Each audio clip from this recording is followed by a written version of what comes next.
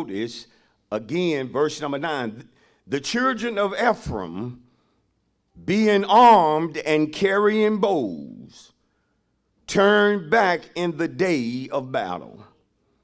They did not keep the covenant of God, so they broke covenant with God. They refused to walk in his law or in his commands or in his instructions, and forgot his works and his wonders that he had shown them.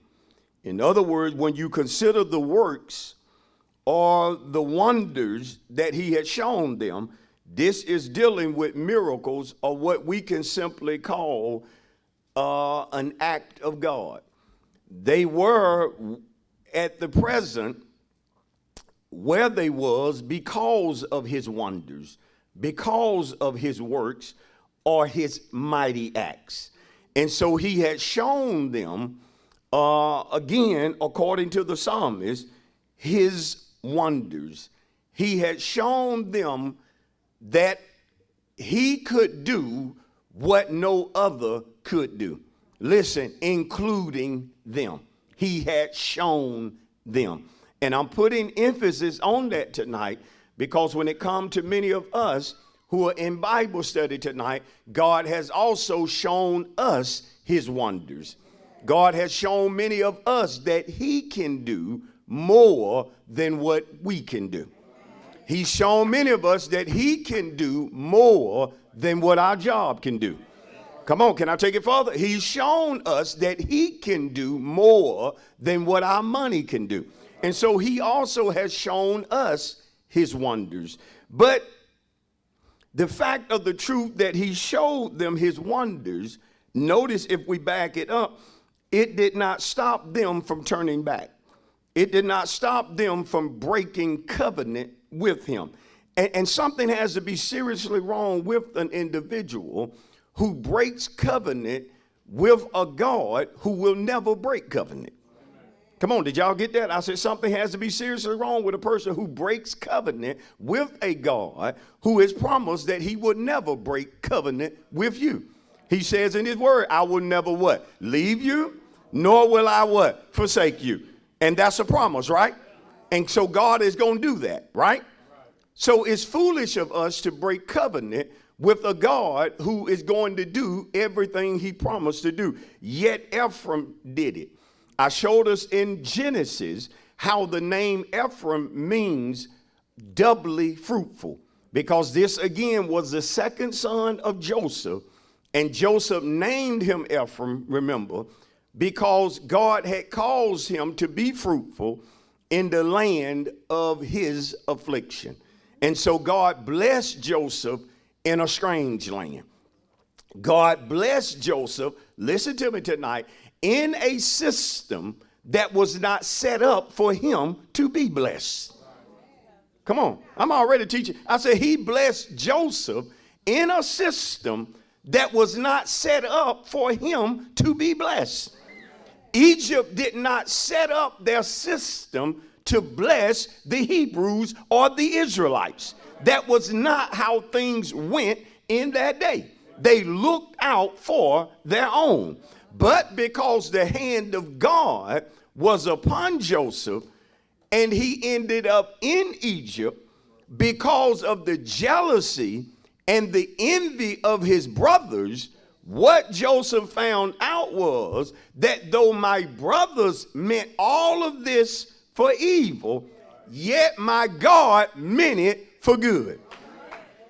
There are some things we have to let play out because God means it for our good.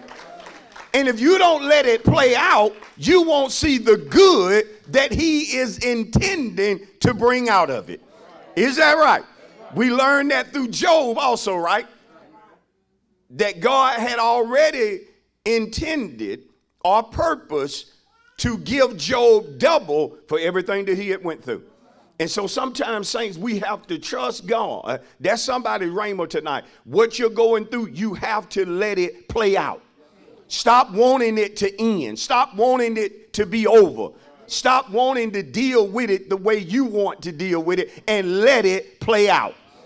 I know God is speaking already. He's telling somebody tonight, you have to let this play out. Because when it plays out, you're going to see my wonder. You're going to see my glorious work. Are y'all with me? But again, don't miss it. In spite of all of this that I'm saying, Ephraim knew this. They knew everything about God. This is not a group of folk who needed to learn God, who needed to know God. No, they knew God. They knew him, yet they decided to turn back. Let me show you an instance of something that happened in Israel that was a sad day as well. And it concerns Ephraim. Notice Judges. Notice Judges 1. Again, Judges is the 7th book of the Bible. Notice Judges 1 tonight. And let's pick it up at verse number 28. Everything I'm saying tonight is important. Judges 1 and verse 28. And by the way, I don't plan on being before you long tonight. Judges 1 and verse 28. Y'all have it? Let me know by saying we got it, Pastor. Notice what the Bible says. And it came to pass, notice the wording carefully, saints, when Israel was strong. When Israel was what? So we're looking at a time when Israel was not weak, they was not feeble, but they were strong. And it came to pass when Israel was strong that they put the Canaanites under tribute, made them pay taxes or give to them what they felt was due, or put them in servanthood. Are y'all with me? But notice the next verse, but did not completely drive them out. Now, God had told them when they entered the land that they were to trust him and drive out the enemy. Drive the enemy completely out of the land. I don't have time to go here tonight, but I pray one day I get to teach on it. But one reason Israel was not able to drive out their enemies is because the Bible is clear that their enemies were determined to stay. Did you hear me? The enemy knew God had gave it to Israel and the tribes, but they were determined they wasn't going nowhere. It's sad when you see sinners with greater determination than saints. Israel's enemies had more determination, more grit to stay in the land than Israel had to drive them out of the land. And so what Israel did was that they said to themselves, well, since we can't drive them out and we don't want to be determined to do it, we going to put them under servanthood and we going to make them pay tribute. But they were supposed to drive them out. Now notice how this thing became something that began to happen with other tribes as well. Notice verse 29. Nor did Ephraim, see, we're talking about Ephraim tonight, right? Nor did Ephraim drive out the Canaanites who dwelt in Gezer. So the Canaanites dwelt in Gezer among them. In other words, instead of Israel, instead of Ephraim driving the enemy out, they decided to just tolerate the enemy. And tonight we've got to learn from them. Do you hear me? I said tonight we, not you, we have to learn from them. The lesson to learn is that there are some things we don't need to tolerate. Come on. And so my subject tonight is, and it's personal, you have to think about things that exist in your life, and you have to think about, why does this exist in my life? Now, we don't tolerate trials because biblically trials are a blessing. Romans 5:3 said that tribulation produces patience or perseverance. So biblically speaking, trials are a good thing. So when we're going through trials, we don't tolerate trials because trials are good.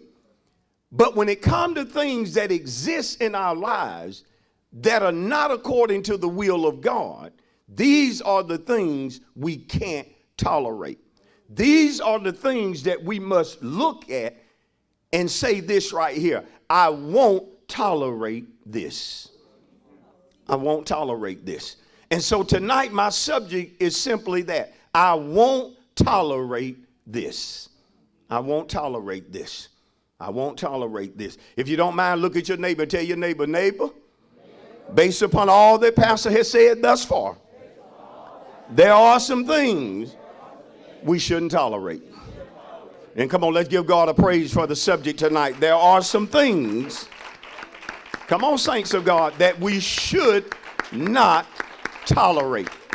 So our subject is, I won't tolerate this. I won't tolerate this. Sound like a mama or a grandmama tonight, talking stern to a child, letting a child know there are certain things I'm not going to tolerate. But let me give you 3 definitions of what I want us to receive for tolerate. Number 1, to tolerate is to allow the existence or occurrence of. To allow the existence or occurrence of. And again, I'm going to show us tonight that there are things that we should not allow to exist in our lives. There are certain things that we should not give room or space to operate in our lives. You have to look at it with determination and say, I won't allow this. Number 2, to allow simply means to put up with. There are certain things we shouldn't put up with because, and it ain't rocket science, we don't have to. Did y'all catch it? There are certain things you shouldn't put up with because you don't have to. You don't have to put up with it. You can eliminate it. There are certain things that we have to make up in our minds, not just allowing things to be word only, but back it up with deeds. When you say about certain things, I'm tired of it, then you got to turn around and do something about it. It's not enough just to be tired about something and you don't have actions that's backing up that you won't tolerate what's trying to exist in your life. And there's going to be somebody going to leave tonight, and you're going to get it tonight. You're going to leave knowing that there are things that you have been putting up with that you no longer have to put up with this. Come on, somebody. I don't have to take this. I don't have to tolerate this. And then finally, to tolerate means to accept something. You have to be careful what you accept. Because when you tolerate things you should not tolerate, listen carefully, those things can become normal in your life. It can become normal. And a lot of us, we are tolerating things, and sadly, we have gotten used to putting up with certain things. Pastor, I'm just used to it. I'm so accustomed to this, Pastor, that it don't bother me no more. Well, you got to be careful with that statement, because you can get at ease with things thinking it's not bothering you, but it is. But it is. Can I be honest? Because if any of us have things in our life that don't supposed to be there, that's a hindrance. Are y'all listening? That's a hindrance. And so again, when you tolerate something, you accept it. Listen, you come into an agreement that this is how it is. This is the way it's going to be. Now you can see how a person in the day of battle will turn back rather than fighting. They have come to a conclusion, a wrong conclusion, that I'm going to have to live with this. Woo! This going to be with me all of my life. So I got to just get used to putting up with it. And once that becomes your mentality, saints, you're not going to fight to drive it out. Why are you going to fight to drive something out that you're okay living with? I hate to use this analogy, but it just popped up in my head. I'm not going to live with roaches because I know I can drive them out. Come on. And if you've ever dealt with roaches, don't play with me now, because all of you didn't come. You weren't born where you stay now. You know roaches can be persistent. You know roaches can be determined. You'll think you done licked them until you leave something in the sink with food in it. And you'll find out there's still 2 or 3, come on, Pastor, that's trying to hang around here. But you have to make up in your mind, I'm going to do whatever it takes to drive them out. I'm not willing to live with them. Come on. Even the proverb writer says that spiders exist in the houses of kings. That's their persistence. And anybody know you can have the best bug man there is. Especially when they get as hot as it is out there now. Bugs are seeking shade. Just like you seek it, they want it. So don't be complaining. What these bugs doing? These ants out there? No, they're determined. They want in. But what you got to do is be just as determined to say, no, you stay on the outside. I'm not putting up. Oh, it's bad when you got to preach about roaches to get some folks excited. But there are things. Come on, because we can relate. But we can also relate to kinfolk and people. When you visit them, they're willing to live with this. I had a problem sleeping in something crawling on me. I didn't want to get used to that. I didn't want to get used to opening a cereal box and out of it comes something that I just wasn't going to get used to that. I was going to drive that out. Now, since I got your attention, let me deal with it. Notice sometimes saints are willing to tolerate things we shouldn't. And in the day of battle, rather than driving out what shouldn't be, we tolerate it. Let me name 6 things that we tolerate sometimes. Number 1, sometimes we tolerate being unhappy. You're learning to live with it. Learning to live with it. If I can get to the point to where I'm happy on the weekends, then I'll give demons the weekdays. But see, you're tolerating something that you don't have to tolerate.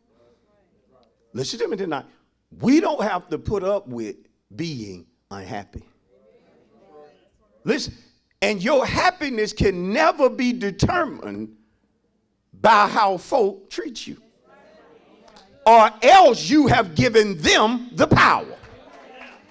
If my happiness is determined on how you treat me, then if you treat me bad, then I'm going to put up with being unhappy because I gave you the power.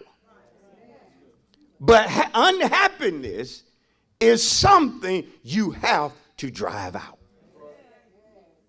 You have to drive it out. You're not going to completely drive out unhappiness by getting your heart desire home. That's not going to drive out unhappiness in totality. Because all you got to do is talk to people like me who have their heart desire home, yet they still have to drive out unhappiness. It has to be something tonight that when you think about being unhappy, you say, I ain't going to tolerate this. I won't tolerate this. I won't tolerate God giving me things, but I can't enjoy the things because of the unhappiness that I'm putting up with. I can't do it. I can't do it. Number 2, depression. Depression has to be something that you say, I won't tolerate this. There are days that you will have to drive out depression in order to get done what needs to get done in your life. Because depression is that which comes to hold you down. Am I right? And even as I said on Sunday, I truly believe that periodically everyone battles depression. Depression is that thing you can battle it and not even be able to put your finger on what is the real problem. You just are dealing with a spirit that's trying to hold you down. Am I right about that? But you have to make up in your mind that I won't tolerate this. I won't tolerate depression. And when you feel it coming on, you start doing what you need to do to drive it out. Sometimes to drive it out, you have to cut off the TV, pause your show, record it, do whatever you got to do. I must get into prayer. Because depression is trying to grab me and keep me from doing or feeling the way God wants me to feel today. And you have to say about it that I'm willing to fight. See, the problem with some saints, we're not willing to fight. Come on, I got to break it down. We're not willing to do what we need to do in order for that spirit to lift up off of you. Am I right? Some of you know I'm right. When it comes to poverty, poverty is something that you have to say, I won't tolerate this. I won't tolerate this. Some of us need to say it because we need to say, I grew up like this. I'm not going to tolerate being like this. Now, many of us who grew up in poverty, never having, never being able to do, we said way back then, when I grow up, when I'm in charge, when I'm in control, when I can make decisions, all of this is going to change. Come on, y'all know it. Many of us say, I'm not living like this. But if you ain't careful, poverty will show up and be determined, I ain't going nowhere. Poverty will stare you in your face and say, they can give you raise after raise. They can give you bonus after bonus, but I ain't leaving your life. And what are you going to do? Are you going to drive it out? Or are you going to accept it?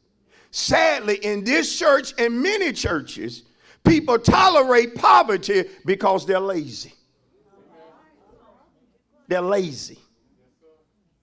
And the Bible says that a lazy man desires and has nothing. Desire is good, but desire without work, desire without work ethics, desire without toil, I'm teaching, desire without labor. Come on, somebody, desire without determination will be just a desire.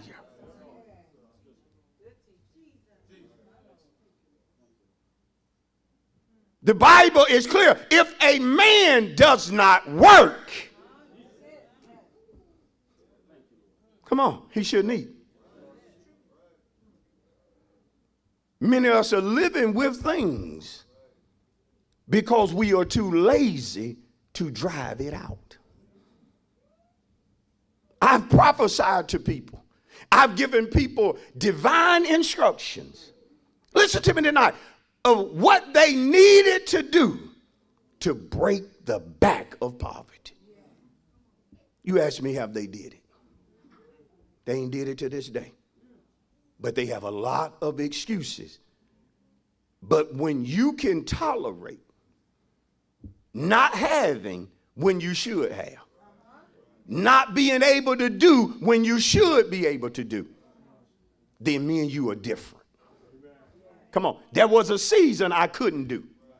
But God put me in that season that I might be an anointed preacher and teacher to his people.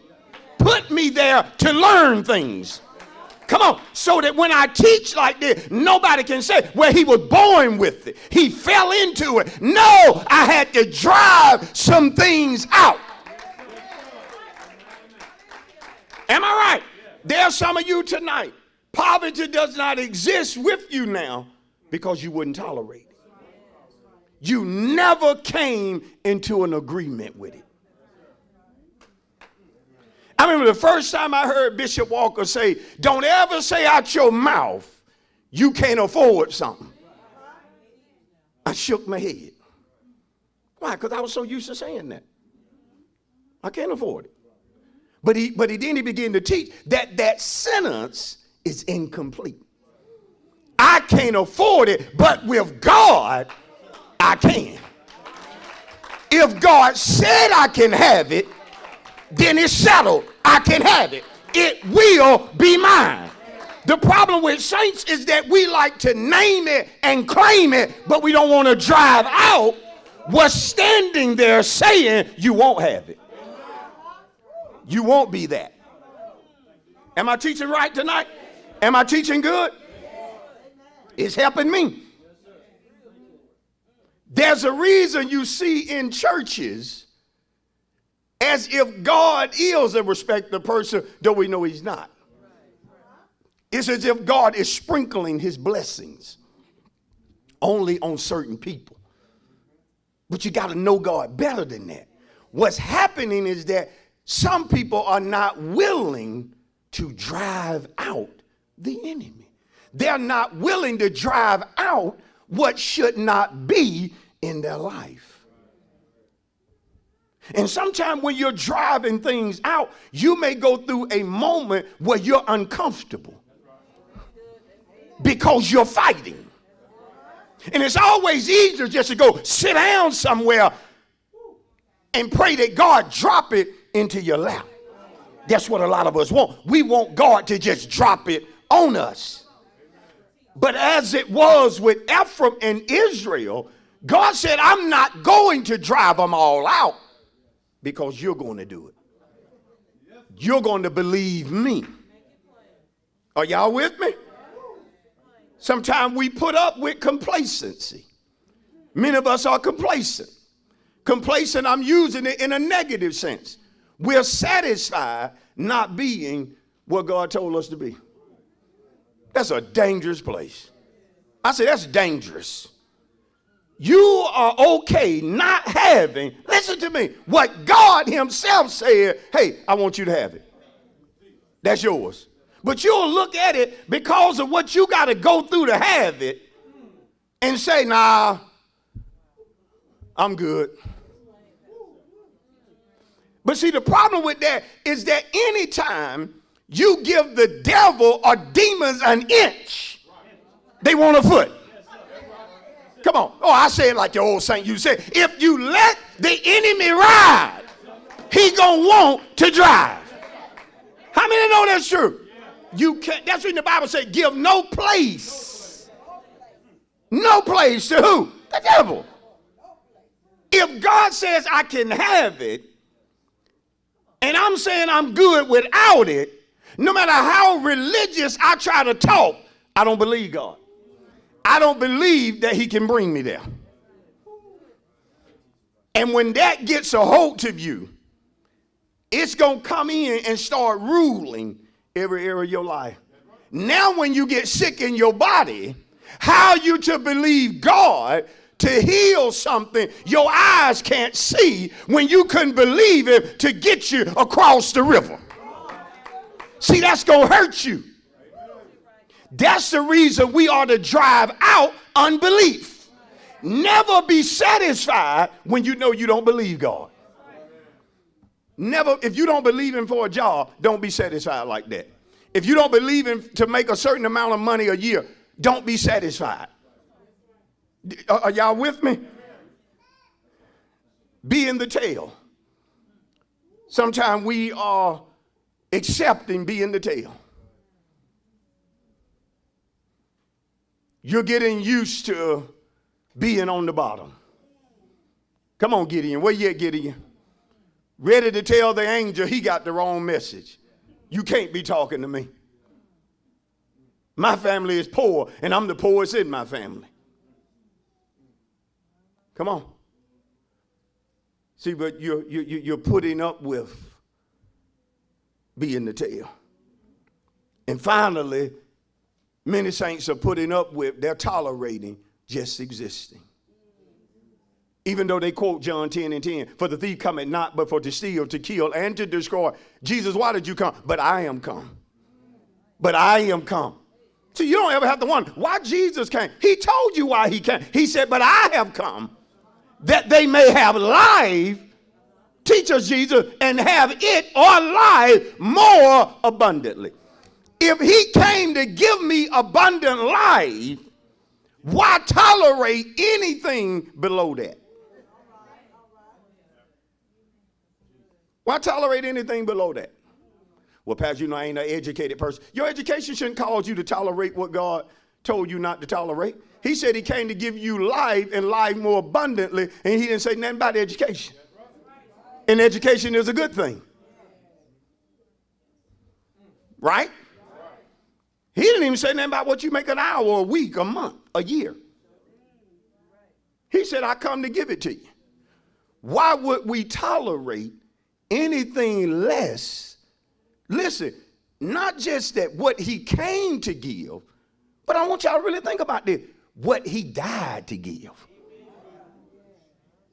He gave his life. You know, it's almost like if you want to ask somebody, hey, are you serious about what you said? Hey, how more serious can he get? He died. He went through all that suffering. So yes, he's serious. Are y'all still here? And see, we have to say about some things, I won't tolerate this. But we see in Psalm 78, 9 through 11, that Israel didn't want to drive out. They didn't want to fight. And so in the day of battle, the Bible said that they turned back. They turned back. And I showed you in Judges 1 and 29 that there came a day where, in reference to their enemies, Ephraim, along with Israel and other tribes, did not drive out their enemy, but they put up with them.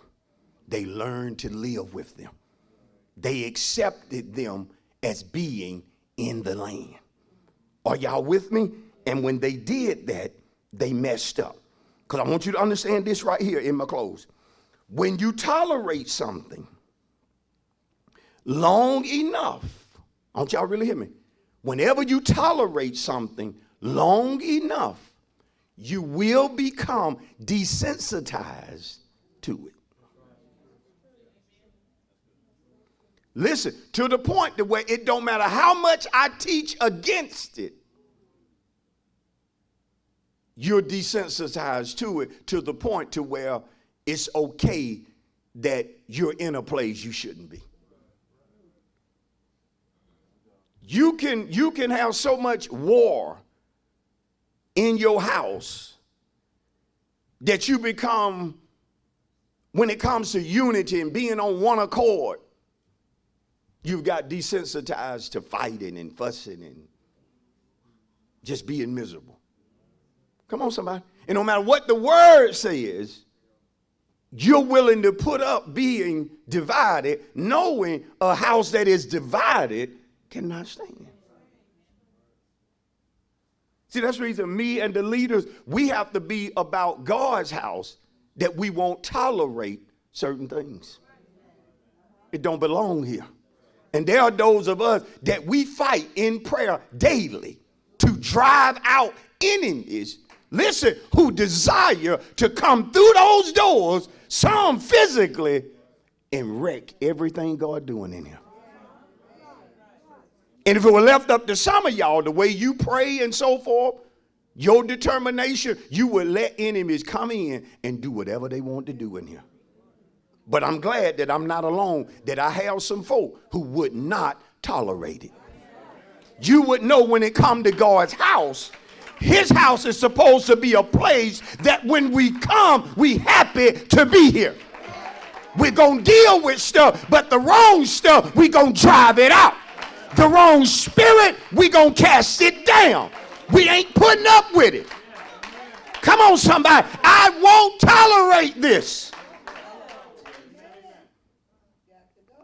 But Ephraim, in the day of battle, turned back. Didn't mean enough to him. You know, I done learned as a pastor how to be at peace the best I can with saints who don't want it bad enough. I'm not going to pray all night for somebody that don't want it. Woo, come on. I'm not going to do it. I'm not going to fast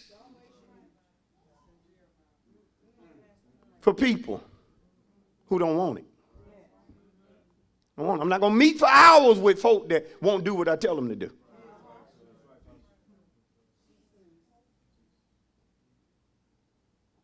Because when God brings us into his house, he arms us with the word.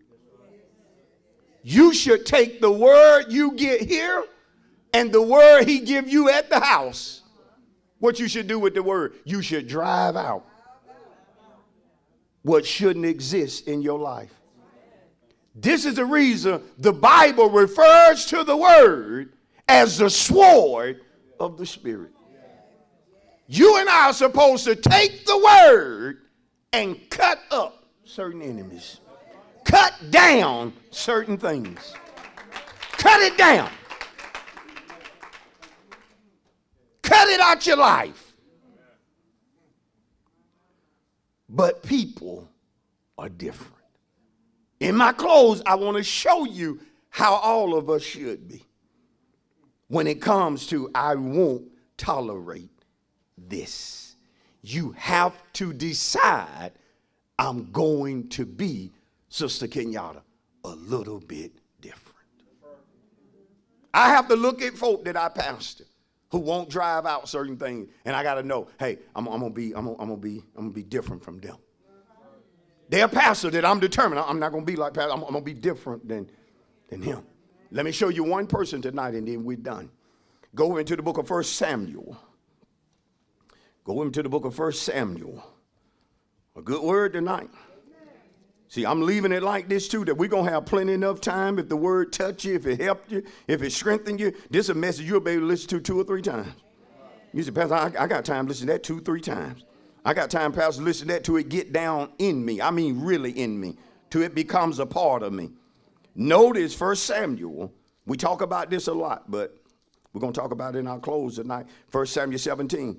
Because remember, the main focus was on Ephraim. Name meaning doubly fruitful. We talked Sunday about how when you look at Israel turning their backs to their enemies in Psalm 78, they did not live up to their name. They did not live up to their potential. See, God wants every one of us to live up to our godly potential. And you can do it. I can do it. Am I right? Notice 1 Samuel 17. We're talking about King David. He wasn't king at the time right here, but we're talking about King David. 1 Samuel 17, notice verse number 22. Here's David showing up to a battle where a giant by the name of Goliath has been, I think, for almost 40 days or for a long time. I may be wrong on that time, but for a long time he has been coming out and he has been challenging Israel to fight. He's been just begging Israel, Brother Justin, y'all give me a man. So he wasn't like some men. He didn't want to beat up on no woman. Goliath wanted to beat up on a man. You know, some men, they weak. They want to beat up on a woman. But Goliath was saying, hey, give me a man. He basically saying, any man out y'all camp. You know, y'all so believe God. Yeah, y'all Israel, right? Y'all God's fighter. Y'all God's prince. Well, give me a man. Let him come fight with me. And then he started defying the armies of Israel. He started talking bad about God. And the Bible says in verse 22, and David left his supplies in the hand of the supply keeper. Remember, Jesse had sent David up there to give his boys something to eat and then just check on them. And he ran to the army and came and greeted his brothers. As he talked with them, there was the champion, the Philistine of Gath, Goliath by name, coming up from the armies of the Philistine. And he spoke according to the same words. Those are words I just told you. So David heard them. David what? David what? Now the other men had heard the same words Pastor done taught this thing tonight. God done helped me teach it tonight. But they were willing to tolerate what they were hearing. Here comes a man. He's different. He's not going to tolerate what the others have been putting up with. And in verse 24, and all the men of Israel, when they saw the man, fled from him and were dreadfully afraid. Drop down to verse 32. Then David said to Saul, and you study the scripture, Saul was a man when he first got anointed king. The Bible said Saul stood head and shoulders above most men. Saul was not a little wimpish looking man. Saul was a man himself of great stature. Yet Saul was hiding. Saul was willing, as the king of Israel, to tolerate what this giant was saying. And then David said to Saul, let no man's heart fail because of him. Your servant will go. He'll do something they won't do. I will go and fight with this Philistine. In other words, David looked at Saul and probably would point at Goliath and said, I won't tolerate this. This man is talking bad about God. I won't tolerate this. Basically, David said, I will shut his mouth. And take his head off, mother. And y'all know the story. David defeated Goliath that day and was blessed because of it. Because what others were willing to tolerate, David wasn't putting up with it. He was different. We all need to be different. And to be different, to drive out things that shouldn't be in your life, you only need to do three things. Think the word, talk the word, and do the word. It ain't hard. You want to drive out what shouldn't be in your life. Think the word, talk the word, and do the word. But listen what you got to do. Train yourself to think the word. Train yourself to talk the word. Train yourself to do the word. What did David do that day? He was thinking according to God's will. He started talking according to God's will. And then he went out to do according to God's will. You have to leave here tonight knowing what you won't tolerate. I'm done. Let's give him a praise on tonight. Come on, let's give our God a thunderous hand of praise tonight. As we thank God for our subject, I won't tolerate this. I won't tolerate this. A good word tonight. As y'all are clapping, let's thank those that joined us live on Facebook, on YouTube. Come on, we're clapping for our extended Refuge family. Thank y'all for joining us on tonight. I pray tonight that the word bless you all who were live streaming the way that it blessed those of us here on location. I pray it did it. I pray it did for you what needed to be done. And you saw in your life, like many of us did, that there are things we don't have to tolerate. Amen. We are giving our offerings tonight. Saints are coming right now. They're laying their gifts on the altar. And if you are live streaming with us tonight, there is something coming up on your screen right now that will allow you to know how you can give tonight online. Again, our Refuge Media Ministry has something that should be appearing on your screen now to let you know how you can give tonight. Amen. And we certainly appreciate you. We appreciate your past support. We appreciate what you're doing tonight. And we appreciate your future support here at the Place of Refuge. We believe when it comes to giving, that giving will change our living. And so we're happy tonight that you decided to join us. We're happy about what you're giving tonight. Again, thank you for being with us on tonight. We want you to always remember that Jesus is. God bless you. We love you. We love you. Thank you for watching today's live stream service with Pastor Leonard D. Cochran of A Place of Refuge, Noonan. We would love to hear from you. If you have been helped, strengthened, or encouraged by the word, let us know. Also, don't forget to connect with us on all of our major social media platforms to receive exclusive information and updates with all things Refuge Noonan.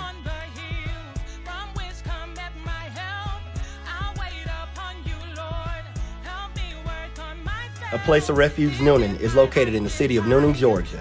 If you would like to visit us, our worship times are every Sunday at 10:15 a.m. on location and live at 10:45 a.m. We also have service every Wednesday at 7:15 p.m. via Facebook and YouTube Live.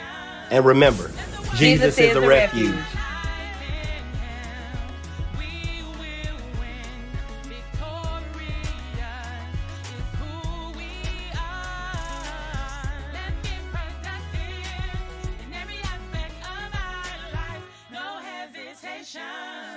Let the word define our life in Him. We will win.